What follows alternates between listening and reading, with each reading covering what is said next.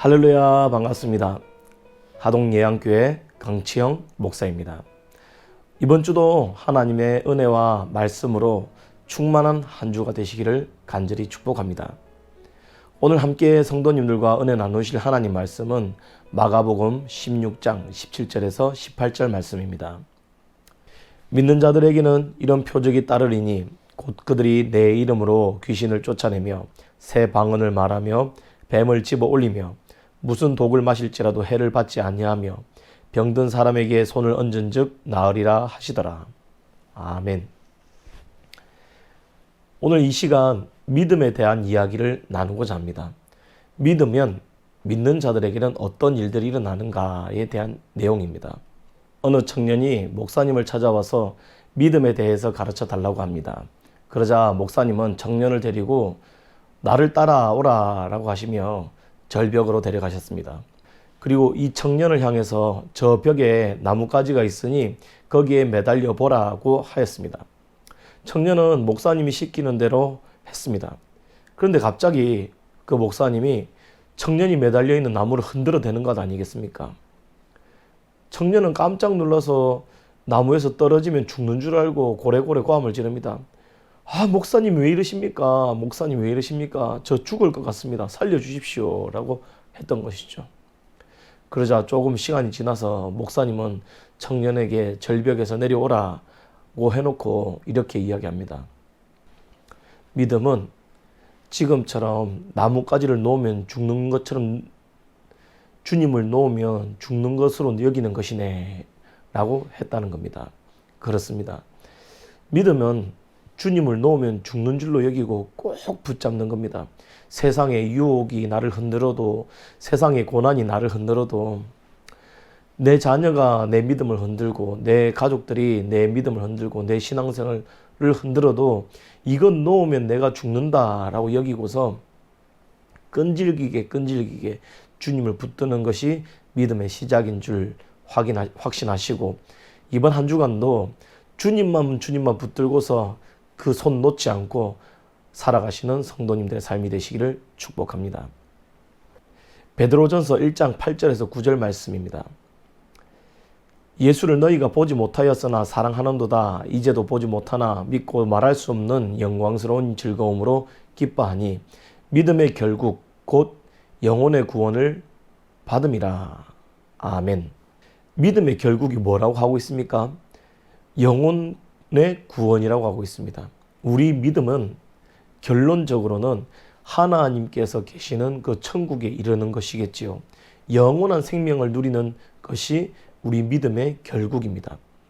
예수 그리스도를 믿고 하나님의 자녀가 되었다라는 그 기쁨을 누리고 또 하나님의 자녀로서 이 세상의 온갖 기적을 체험하고 말할 수 없는 은혜를 누리고 앞일을 깨닫기도 하며 하나님이 주시는 놀라운 은혜들을 또 이적들을 경험하기도 되지요.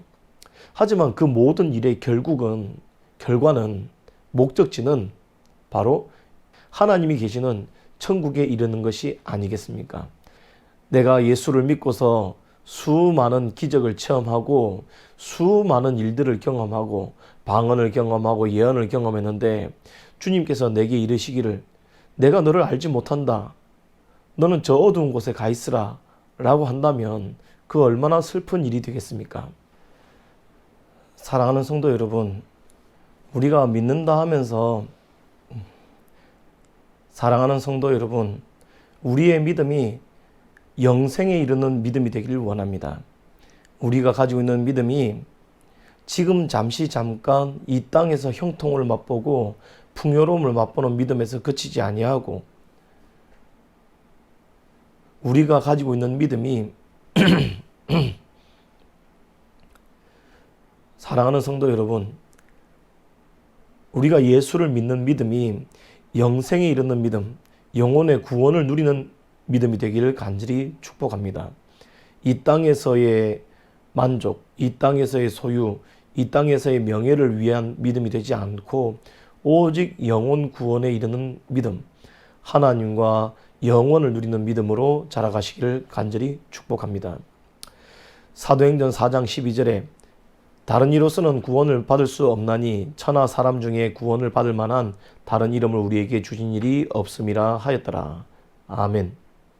구원을 받을 만한 다른 이름을 주신 적이 없다고 합니다. 오직 예수 그리스도를 믿음으로 구원을 누릴 수 있고 영원히 구원되는 은혜를 누릴 수 있다라는 것이죠. 우리가 믿는 믿음의 온전한 시작 그리고 끝은 예수님뿐이라는 사실을 기억하시기를 바랍니다. 마가복음 16장 17절에서 18절 믿는 자들에게는 이런 표적이 따르리니 곧 그들이 내 이름으로 귀신을 쫓아내며 새 방언을 말하며 뱀을 집어 올리며 무슨 독을 마실지라도 해를 받지 아니하며 병든 사람에게 손을 얹은 즉 나으리라 하시더라. 오늘 본문이지요. 예수 그리스도를 믿으면 어떤 일들이 나타나는가에 대한 이야기입니다. 믿는 자들에게는 표적이 따른다고 합니다. 예수를 믿고 따르는 자들에게는 하나님께서 그와 함께 하셔서 그가 어려울 때에 생각지 못한 일들로 그 어려움을 헤쳐나가게 하시고 독을 먹어도 죽지 않고 사람에게 손을 얹어서 기도하면 그 사람의 병이 낫게 되고 또 귀신을 쫓아낼 수 있게 되며 하나님께서 그 사람을 통하여 하나님의 능력을 나타내게 된다라는 것을 보여줍니다. 예수 그리스도를 믿기로 작정하였을 때 그가 가지고 있는 질병, 어느 곳에서도 해결되지 못하던 그 질병으로 인하여 문제가 해결되기도 하였습니다. 또 어떤 사람은 예수 그리스도를 믿을 때 그가 경영하고 있던 회사가 어려운 부도 직전에 있다가 그 부도가 해결이 되고 하나님이 간섭하셔서 놀라운 일들을 경험하게 되는 일도 일어나게 되었습니다. 그렇게 본다면 믿음은 믿는 자들에게는 능력이 나타난다라고 할 수 있습니다.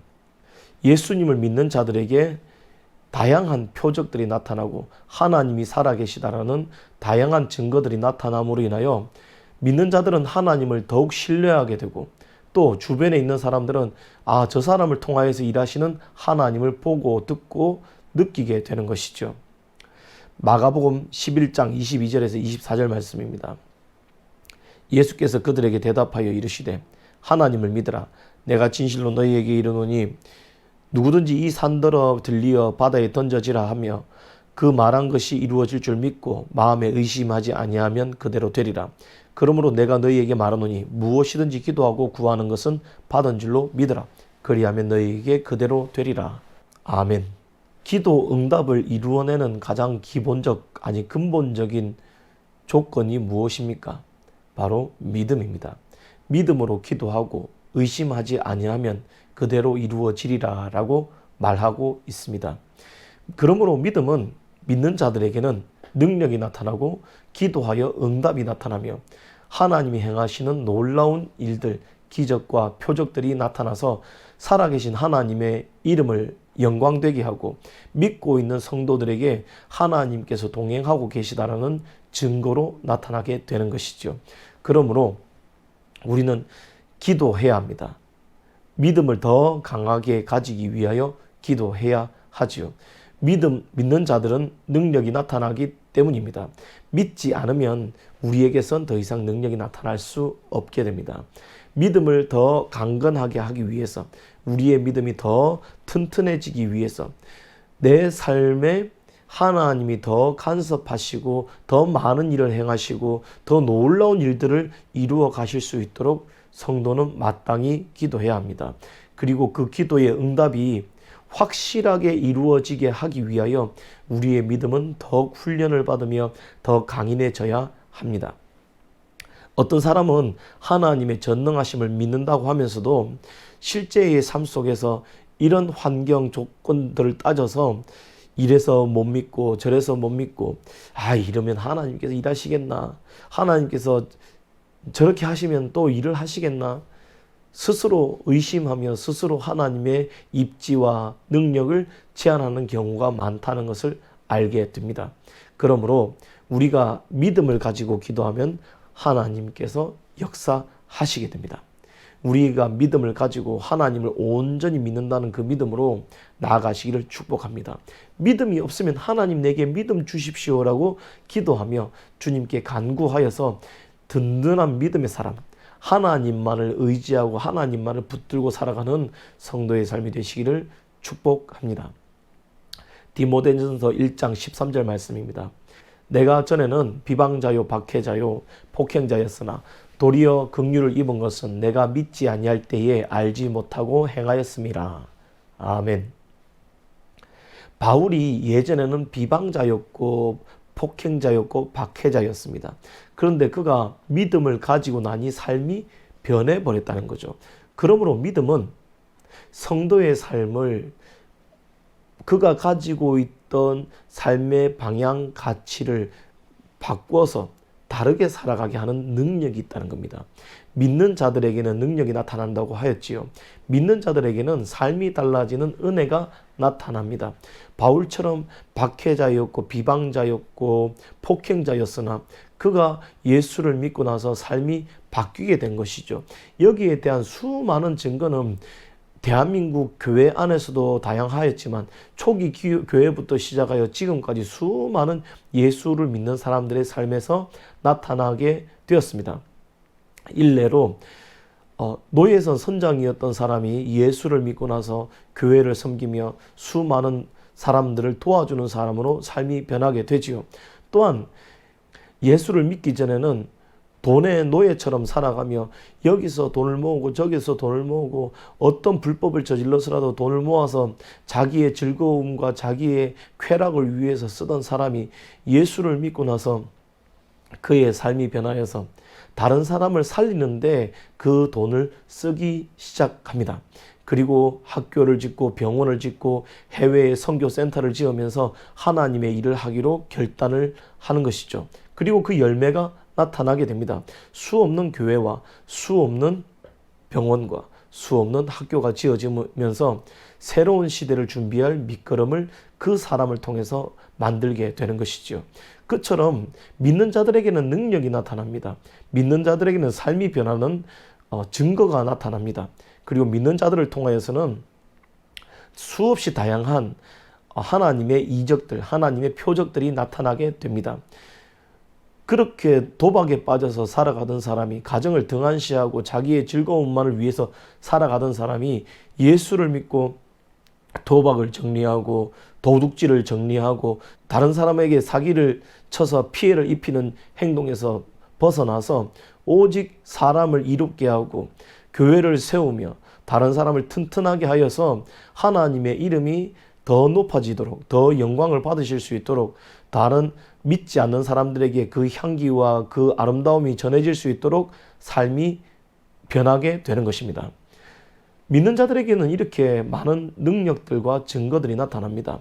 그렇다면 우리는 여기서 자신의 삶을 살펴봐야 하지 않겠습니까?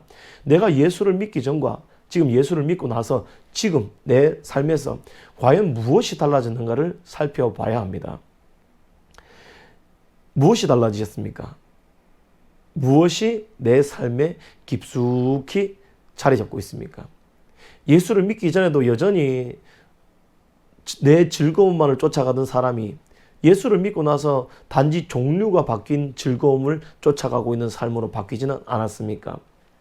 일례로 예수님을 믿는다 하면서도 여전히 자신의 즐거움에 빠져 살아가는 다양한 사람들이 있습니다. 예수님을 믿으면 반드시 그 증거가 나타납니다. 그리고 삶이 변하게 되어 있습니다. 그런데 내가 예수를 믿고 교회를 다닌다 하면서 내 삶이 변하지 아니하였다. 교회는 다니고 있지만 예수님을 믿고 있는 것은 아니라고 할 수 있는 것이죠. 목회자는 왜 안 그렇겠습니까? 그리고 장로들은 왜 안 그렇겠습니까? 직분을 많이 가지고 있고 내가 이 교회를 세웠다라고 하는 수많은 사람들을 통해서도 역시 같은 증상들이 나타납니다. 예수님을 믿으면 반드시 표적이 나타납니다. 그 사람의 삶이 변합니다.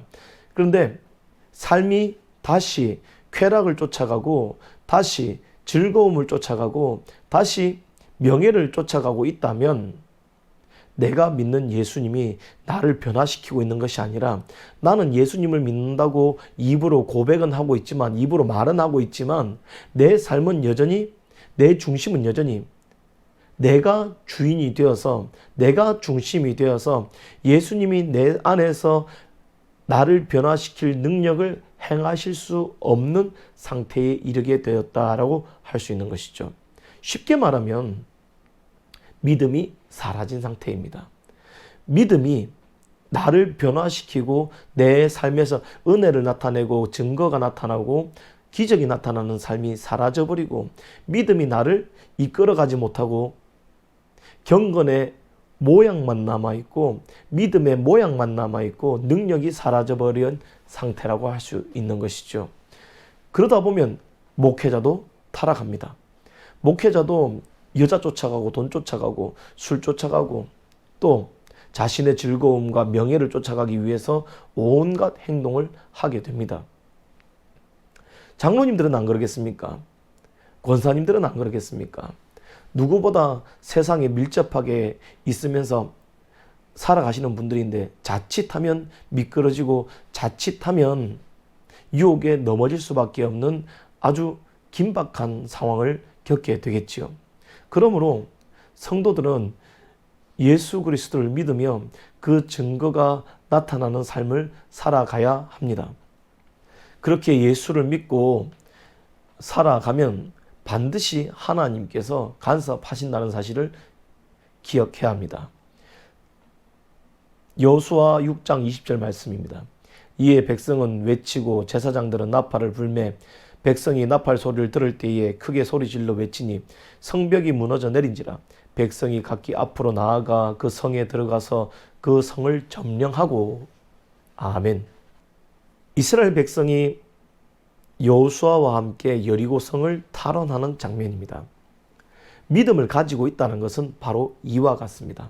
하나님께서 명령하실 때, 하나님께서 말씀하실 때 그 말씀에 순종하여서 이 방법이 맞나 안 맞나를 따지지 않고 하나님께서 하신 말씀이면 무조건 아멘하고 순종하며 따라갈 수 있는 삶을 살게 되는 것이죠. 그럴 때 내 앞을 가로막고 있던 여리고성처럼 튼실해 보이고 절대 넘어갈 수 없을 것 같던 그 문제들을 넘어갈 수 있는 힘을 누구로부터요? 하나님으로부터 얻게 된다는 사실입니다. 성도는 이 능력으로 살아가는 것이죠. 내 지혜와 내 능력과 누군가의 인맥을 통해서 살아가는 것이 아니라 하나님의 말씀으로 살아가게 됩니다. 하나님의 말씀을 믿고 따르면 거기서 문제를 이겨나가고 문제를 해결할 지혜와 능력이 하나님으로부터 온다는 사실을 경험하게 되지요. 그러므로 하나님은 성도에게 무엇을 요구하시는 겁니까? 믿음을 요구하시는 거예요. 그렇기 때문에 믿으면 증거가 나타나게 되는 것이죠. 믿는 자들을 통하여서 귀신이 떠나가고 병이 치료되고 기도한 적 능력이 나타나고 기도한 적 문제가 해결되고 하나님의 말씀에 순종하여서 문제를 해결하게 되고 또 내 앞을 가로막고 있던 수많은 일들을 이겨낼 수 있는 힘이 말씀으로부터 오기 때문에 그 말씀에 순종할 수 있는 믿음이 더욱더 강해지게 되는 것입니다. 그러므로 사랑하는 성도 여러분, 우리가 하나님과 교제하며 하나님께서 요구하시는 것에 화답할 수 있는 것은 믿음밖에 없습니다. 여러분의 믿음으로 인하여, 저의 믿음으로 인하여 하나님께서 기뻐하시고 능력이 나타나며 여러분의 삶 속에 기적으로 증거되어지기를 간절히 소원합니다. 기도하겠습니다. 하나님 아버지, 믿는 자들에게는 표적이 나타난다고 하셨습니다. 저희들에게 그 믿음의 표적이 나타나도록 은혜 베풀어 주시옵소서. 하나님, 저희의 믿음이 더 강건하여지도록 인도하여 주시옵소서. 저희가 연약하여 믿음이 흔들리고 의심이 찾아오고 불안하고 두렵고 떨릴 때라도 주님을 믿는 믿음으로 다시금 무릎을 일으켜 세우고 마음을 담대하게 가지고 하나님만 의지하고 앞으로 나아가는 성도의 삶이 되도록 축복하여 주시옵소서. 감사하며 예수 그리스도의 이름으로 기도하옵나이다. 아멘.